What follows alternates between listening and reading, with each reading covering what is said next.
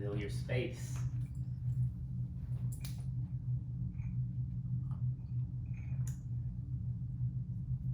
Good evening from Dallas. Good morning, good afternoon, good night, wherever you are around the globe. I am the artist currently known as Zan Truluck. This is my studio, and we're now filming live in front of a studio audience. And this is my painting, Ecclesiastes 3.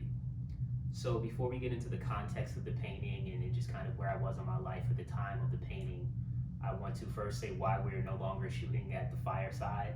Fireside chats are canceled until further notice because it is over 100 degrees regularly in Dallas. And also, you all just can't hear me that well with the buzzards or whatever type of country bugs we have outside here. So I'm inviting you into a very intimate space for me. This is a space where I create all of this magic, all of these thoughts and ideas that I have are generated from a space that just incubates creativity for me. It is conducive to me being creative, and it is very sacred to me. So I appreciate you joining me. We're on sacred ground. I can wear my Birkenstocks, but you got to kick your feet off when you come in. So Ecclesiastes 3 is a Bible verse a lot of folks are familiar with, whether that's because you are deeply religious, spiritual, or just you appreciate the Bible as literature. It provides a biblical context for the construct of time.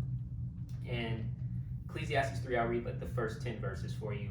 So there's a time for everything, and a season for every activity under the heavens, a time to be born and a time to die, a time to plant and a time to uproot, a time to kill and a time to heal, a time to tear down and a time to build, a time to weep and a time to laugh, a time to mourn and a time to dance, a time to scatter stones and a time to gather them, a time to embrace and a time to refrain from embracing, a time to search and a time to give up, a time to keep and a time to throw away, a time to tear and a time to mend, a time to be silent and a time to speak, a time to love and a time to hate, a time for war and a time for peace.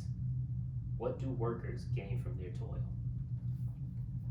So everything in this verse is embodied in this painting. Everything about this verse is about duality and dichotomy. And to be a Black American, you are constantly in a battle of duality and dichotomy. You are playing in two spaces. You are making decisions on what time is it now? Is this the time where I will have the teachable moment with an individual? Is this a time where I need to fully embrace my Blackness, which should be at all times, but the spaces don't allow for us to do so.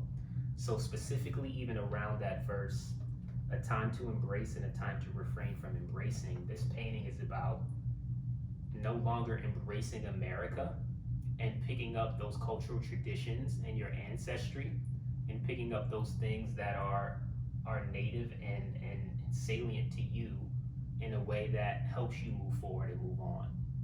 Similar to the Sankofa bird and the symbology behind that, we have this figure here that is quite literally just being choked by the American context and the American ideals, or what America represents, that is in reality, like, right, the system of racism that America represents, perpetuates, and places on Black individuals, and saying we could no longer stand for embracing this.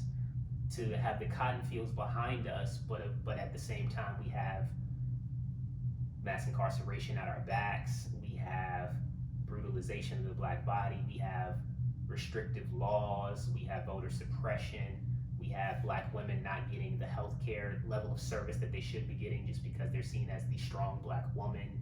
And that's a conversation I appreciate a lot of folks have been having with me lately about what that imagery and the archetype of the strong Black woman is doing to the movement of Black women. And I'll never pretend to be an expert. All of those things can be and were embodied in this painting, as you have this woman who was just, frankly, on her face, tired, exhausted. This is a 2015 painting. So before Solange released A Seat at the Table, this was the A Seat at the Table soundtrack for me. This was all of those feelings in the painting of just being exhausted with being Black in America, with a country that does not embrace you, that does not value you, that at every turn will enact policies to devalue you. And it's one of those instances where I just had to get it out on canvas.